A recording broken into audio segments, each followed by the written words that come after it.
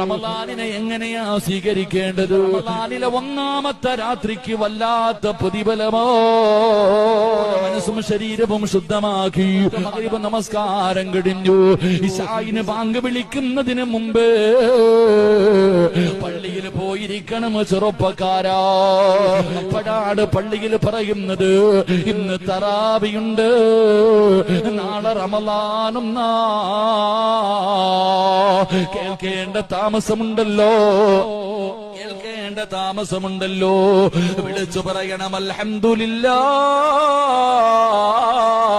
അനുഗ്രഹങ്ങളുടെ പൂക്കാലമായ ആ റമളാൻ മാസം ഇങ്ങനെ കടന്നു വന്നു എന്നറിയുമ്പോ ആ സന്തോഷത്തില് അൽഹംദുലില്ലാഹ് പറഞ്ഞിട്ട് സുജൂദിൽ വീഴണം.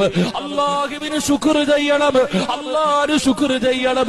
നീ സുജൂദിൽ വീണാ നിനക്ക് അല്ലാഹു തരുന്ന പ്രതിഫലം എന്തെന്നറിയുമോ? അല്ലാഹു ഭൂമിയിലേക്ക് നോക്കുകയാ. ആരാണ് റമളാനിനെ സ്വീകരിച്ചത്? ആരാണ് റമളാനിനെ സ്വീകരിച്ചത്? അല്ലാഹു ഭൂമിയിലേക്ക് നോക്കുകയാ. ആ നോട്ടമെങ്ങാനും നിനക്ക് കിട്ടിയാ ലം യുഅദ്ദിബുഹു അബദാ, പിന്നെ ഒരു കാലത്തും നിന്നെ അല്ലാഹു ശിക്ഷിക്കില്ലെന്ന് നബി മുഹമ്മദ് മുസ്തഫ.